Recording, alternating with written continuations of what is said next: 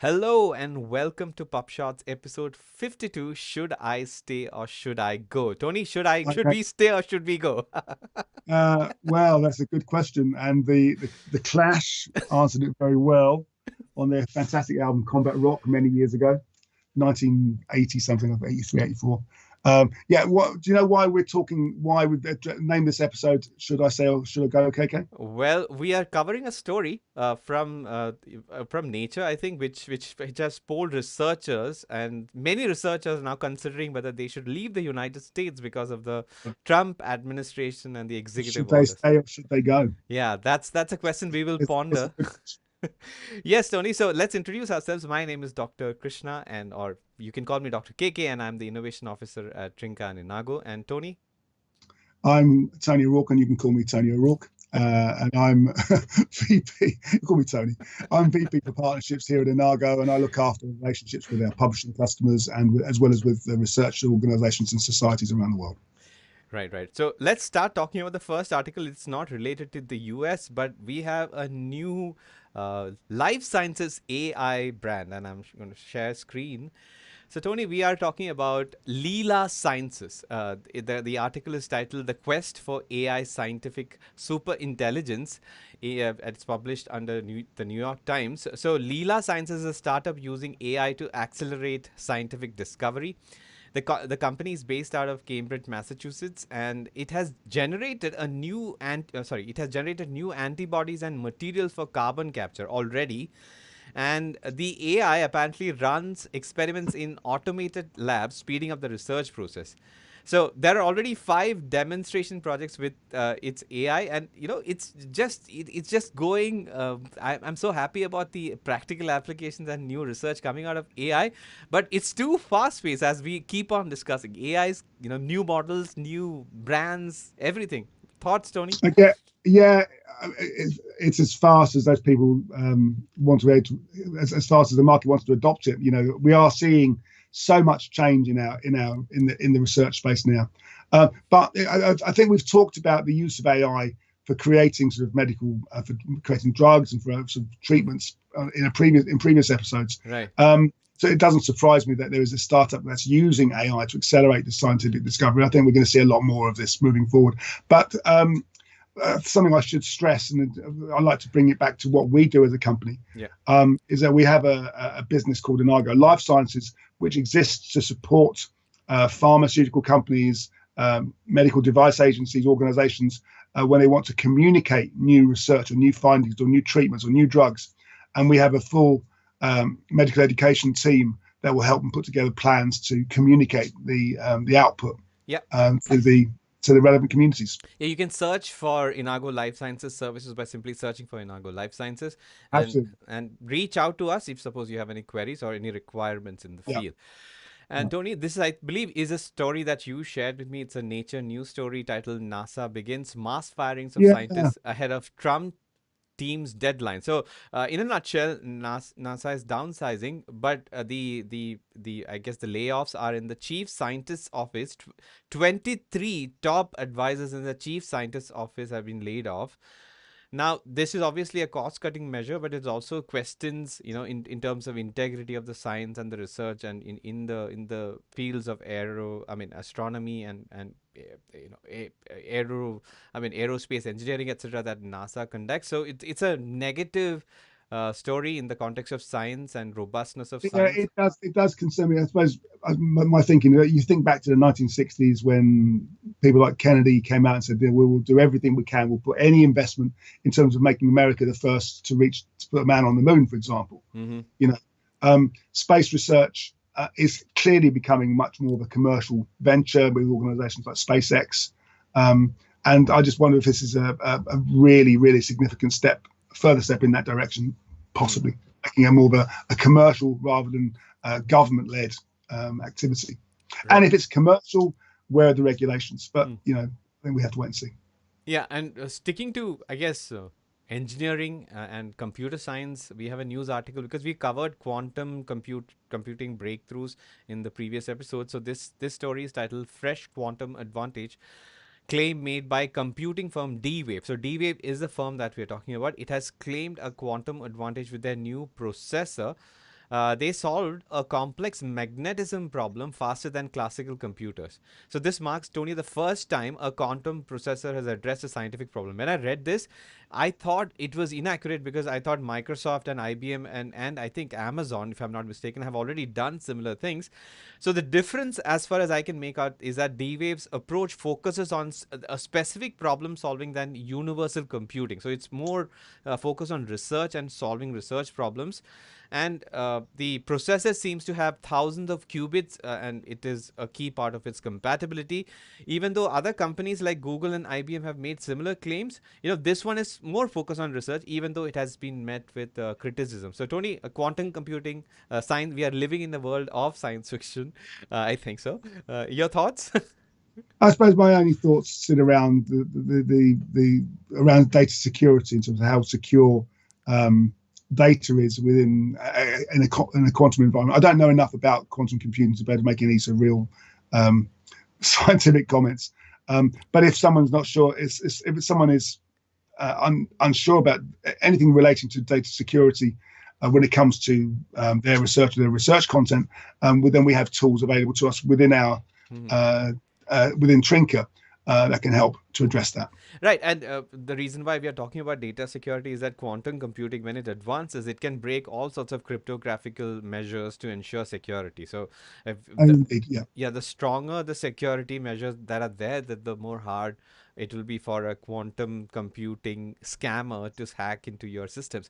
So that's why. So data security is very important, especially in the case of copyright and IP material, and in Oh, the context of absolutely. academic research as well. Yeah. All right. So we have some publisher news. ASCE integrates with Charlesworth Gateway for enhanced author communication. So a big, big news item for our colleagues from Charlesworth Group, Tony. Oh yeah, absolutely. And the colleagues from Charles have done remarkably well in terms of establishing its gateway services Yeah. across the world, and they've been adding other messaging systems to it over the last few years. So it was originally just mostly for WeChat, but they've added Yeah. a number of other messaging systems such as WhatsApp. Yeah. So it'll make it really accessible for anybody who wants to have updates. The Gateway won an award in 2022 for innovation, and I think it's still one of the most innovative tools out there. Right. So to summarize for people who are not familiar with the gateway, so this gateway integration uses WeChat for real-time updates to authors. The authors who are submitting manuscripts to publishers can get real-time updates regarding the status of their paper, Yeah, and it enhances engagement with Chinese authors primarily. We have our strengths, and Charlesworth has its strengths in China via mobile notification. So ASCE obviously is the largest, probably a representation for civil engineers in the world. So it's a big news story, and Charlesworth has been leading in terms of the publisher integrations for connectivity, in terms of letting researchers know their status, etc. Right, through all these yeah. gateway and everything. Yeah, excellent news, and And one of the important things is that Charlesworth as an organisation has been in China was one of the first Western organisations to open a publishing centre in China, mhm. a publishing services centre in China. So they've been there. They've just celebrated 25 years in China, and have a lot of expertise and a lot of experience and advise publishers, research organisations in terms of how best to communicate and address and market to the important Chinese market. Right, right, right. So anyone wants to see that, they just have to revisit the Charlesworth Group website Right, and you and can. China Expert Services. All right, all right. They can search for. Is there a URL, or they can simply search I for? think if they search for Charlesworth China Expert Services, it will take them directly to the right page.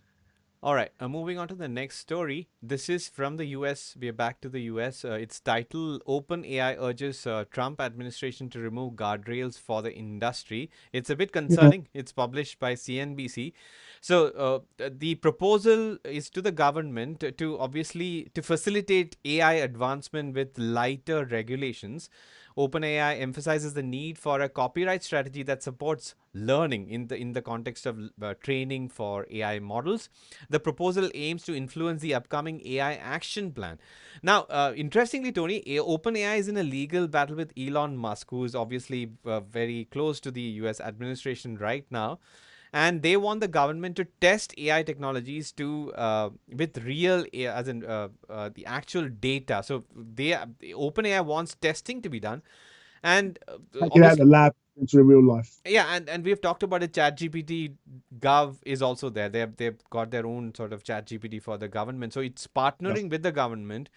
But the most important concerning aspect of this is that for AI development, I would not think that lowering the guardrails or removing them is a good idea, right, Tony? Well, no, I wouldn't. I mean, we, yeah, as you know, KK, we as an organisation do an awful lot of AI developments, Mm-hmm. and one of the things that makes us stand, one of the reasons why we're flexible, why we're dynamic, why we can customize our tools in the way we can, is that everything is tested with guardrails on. Mm-hmm. You know, we have sandbox environments, we have lab type environments where we test content, we work. It's not open until we're absolutely certain Mm-hmm. there's real world value being added. So, I mean, you know, the people at OpenAI are clearly very bright, very intelligent, very innovative people. But for me, as a layman, I'd like to have those assurances that the guardrails are there until they're absolutely confident that the services that they say are going to be delivered can be delivered. Yeah, and this is the reason why we are talking about this. This is one of the reasons why the publishers that we partner with want to partner with us, because of the data security and the guardrails that we use for Yeah, developing our technology. exactly. And publishers want that. Publishers don't want um, to go into the wild real world without that rigorous of testing, a sandbox environment testing first. Right, right, right. Moving on to some news in the peer review space. It is a news story published in STM Publishing News. Reviewer Credits and Kriya Docs launch a new partnership. So, Review Credits, if for those who are not aware, is a Berlin-based network focused on peer reviews and publishing integrity. So they are integrating, Tony, with they are integrating their recognition capabilities into Creadocs' unified publishing ecosystem. Yeah, So this means that the reviewers roles in terms of them being acknowledged and being credited for peer reviews will be more transparent and evident in the on Creadocs, and it's an excellent thing. I mean, peer reviewers need all sorts of innovation to support what they're doing, to support the robustness of the science that is being published, right, Tony? yeah. Increasingly, publishers are finding it difficult to find reviewers. So it's important when you do find a good reviewer that reviewer feels trusted, respected, wanted, that they feel they're adding value. And Reviewer Credits is an organization which historically started as a means of finding ways of recognizing and rewarding the reviewer through different sort of programs. So I think by integrating it with a publishing platform like CreaDocs, for example, which is just one of many publishing platforms, of course, but it's other flavors are available, as the expression goes. Is a really good step for the CreaDocs user, as it gives them a means of being able to provide extra value Mm-hmm. to their reviewers, and extra service to their reviewers. And this is also in line with, we are working on a peer review assistant ecosystem where we will provide reviewers with a sophisticated, AI based structured peer review system, which Yeah, always which would keeps then a human. plug into an existing publishing ecosystem. As Absolutely right. Yeah, and one of the things that, I mean, we have talked about guardrails, we are talking about assistance. We are not One of our goals is to provide assistance to peer reviewers so that they do things more efficiently, but they have complete oversight over Yeah, all the peer review related decision making steps. So yeah. that's another thing. And so reviewer credits is providing recognition. We are hoping to provide uh, automation assistance to peer reviewers, and this is very important for, because peer review is going through a crisis. Too many no, too many manuscripts to be reviewed and too few reviewers to be found.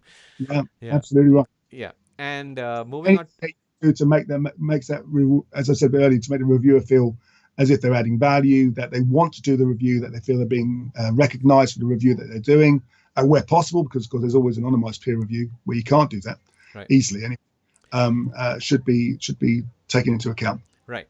And Tony, moving on to the story that we have based the title of this episode on. So this is a Nature news story. These frustrated scientists want to leave the United States. Do you? So should I stay, or should they stay, or should they go?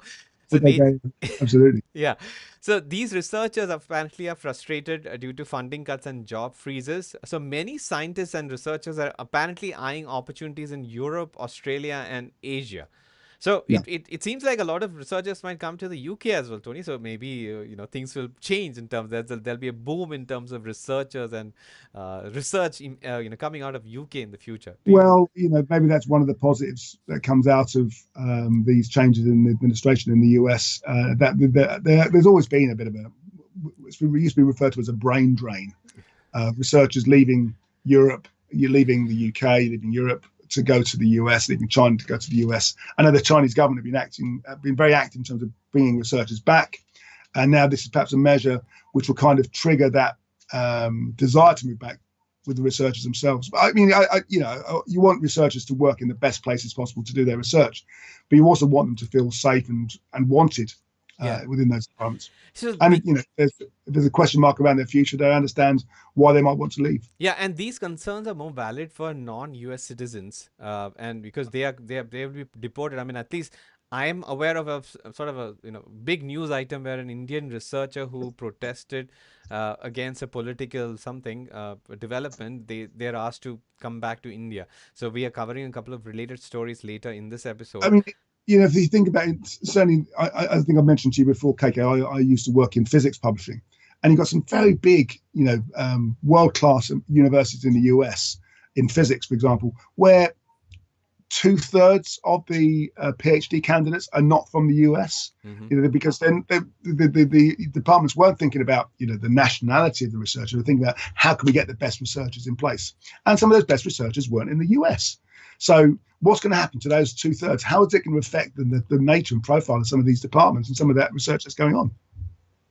Right. So the one challenge that such researchers might face is that when they go to, let's say, Asia or Europe, the salaries may not be as high as that in the US, but then the cost of living But then the probably cost is. will be low. Yeah. Yeah.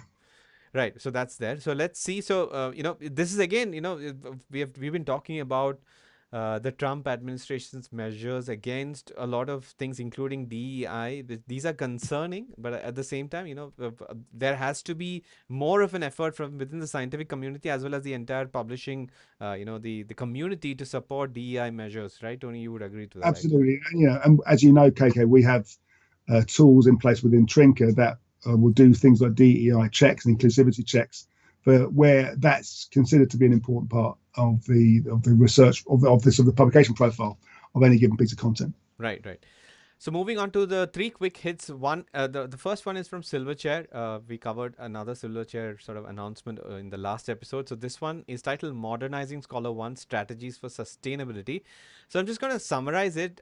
They are building Scholar One manuscripts from the ground up in terms of coding and developing the program. The approach is to avoid a complete rewrite, instead opting for a strategic evolution of the platform so that Yeah. it becomes more customizable and integratable into other systems. And they're using a sort of a term called the strangler fig pattern. It's an interesting thing that they are using. I think it's somewhere here.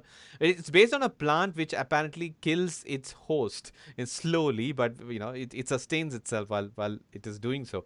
So interesting news, especially relevant in the context of the modern submission systems needing to be versatile and adaptable in the Yeah. changing AI environment. Absolutely. I mean, Scholar One is one of a number of submission platforms that are available. It's probably one of the two largest systems. Most researchers won't know or care realistically which platform they're using. They just use whatever platform the publisher asks them to use. But certainly Scholar One, Editorial Manager, EJ Press, for example, are some of the most widely used systems. But the analogy I make here is that when if I'm buying a house, for example, I don't care what bricks are being used. I don't care about the foundation. What I care about is that the house is solid, it's reliable, it's robust, it's resilient, it's sustainable. It's exactly the same with Scholar One. So Scholar One is already a fantastic product. It's already something that is providing such value for researchers in terms of when they're submitting papers, easily tracking their submissions. So what Silverchair is doing rightly is using technology, using development technology that will continue to make that service available, but in the background, provide improvements in functionality without there being any impact on the Mm. researcher, him or herself, Right, right. and how they engage with that platform. Right. I mean, this is very important. As we've been saying, as we've been talking about the infrastructure for academic, the ecosystem that needs to be really built for the so that connectivity is there. So such measures are important in the evolution of systems, so that we can Yeah. move into the future and automate more systems. Now, the last couple of news stories are related to, I guess, DEI from a political sense. So the first one is from Retraction Watch. It's titled "Editorial Board Resigns After a Journal Cancels a Special Issue on Palestine." So we are talking about Palestine. Sorry, the Journal of Architectural Education. The editorial board has quit because obviously a special issue was cancelled, and the cancellation was due to perceived risks, including threats and legal issues because of the Trump executive orders. And the editorial board cited disrespect and an anti Palestinian treatment as reasons for resignation. The board and others plan to host a town hall meeting to discuss the situation. But, this is another news story in the negative sense regarding what is happening in the US, Tony. Yeah, well, is it regarding what's happening in the US, or is it just a general statement on sort of international on geopolitics at the moment? There is such instability in that region, and yet, and the two sides are so partisan that unfortunately, although this is a sad story in my mind, this is kind of a predictable story, and we're going to see more like this, where you have partisan groups then taking one position or another.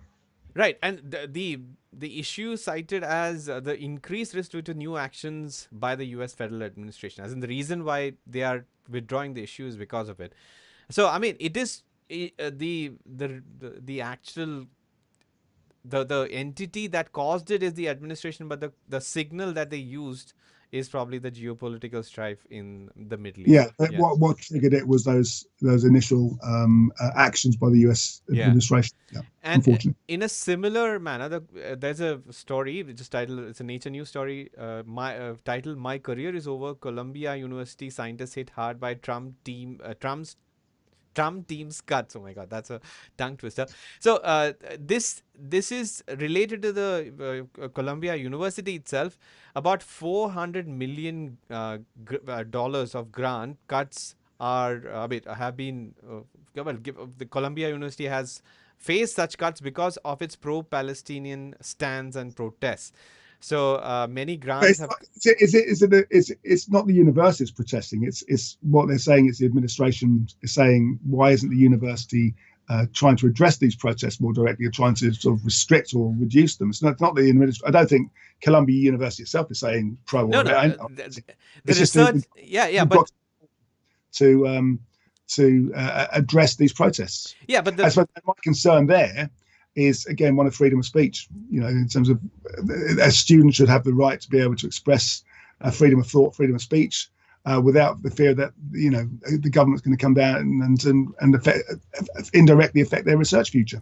right. So again, it's the same sort of conversation that we had related to the last story. The researchers are protesting because of things that are happening in the Middle East, and Yeah. these researchers are in Colombia, and they are facing the I guess so it states here that wait, where is it, to cancel US 400 million in federal grants and contracts to Columbia located in New York City. So in a nutshell, the cuts are happening to the university, even though it is for the projects led by researchers in the Yeah. university. Due to continued inaction in face of persistent harassment of Jewish students. I mean, yeah, that's what the government's saying. You've got to stop that harassment before we'll reconsider these grants.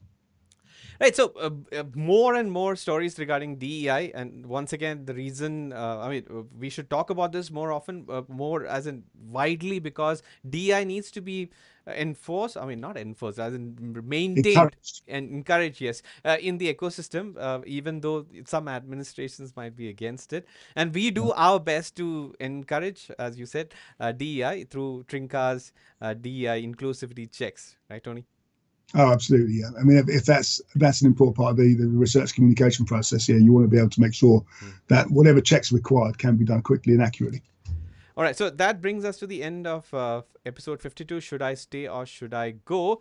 Talking about going to places, Tony, I believe you were at a gig. You went to a gig and this last weekend. How was it? How I was know. it? I actually Oh, performed at a performed. Right, right, right, right. yeah, Yeah. yeah. No, if this weekend, as you might know, or you might not know, was St Patrick's Day. So Monday was St Patrick's Day, the 17th of March, Mm-hmm. and most pubs, or every pub in Ireland, will be celebrating in some way. But most increasingly, pubs in the UK and in Europe will have some event Mm-hmm. to commemorate St Patrick's Day. And I play in one of my musical outlets is I play in an Irish band, and we did a gig in a pub at the weekends in front of all the visitors to the pub and played Irish music to them for 2.5 hours. It was great fun.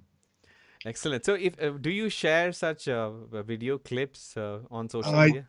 Yeah, there are clips. The band's called Tani Mara, Tairni Mara, and if you go to Facebook, you'll find all sorts of clips on Facebook.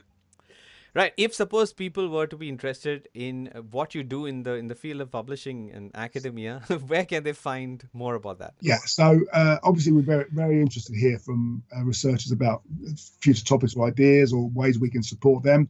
You can contact me at tonyo@anaga.com, or you can contact KK or I via LinkedIn. Equally, so if you've got any suggestions for future topics, we really look forward to hearing from you. Excellent. And if you're watching this on the Nago YouTube channel, please subscribe to the channel and hit the bell notification icon and share some interesting content with your friends, colleagues. If suppose you're interested in DEI or if you're interested in AI related innovation in peer review or research integrity, these are the things that we are passionate to cover. So until the next episode, this is Dr. KK signing off on behalf of Tony and the team that supports us. We will see you in the next one. Bye, Tony. Bye. See you next time.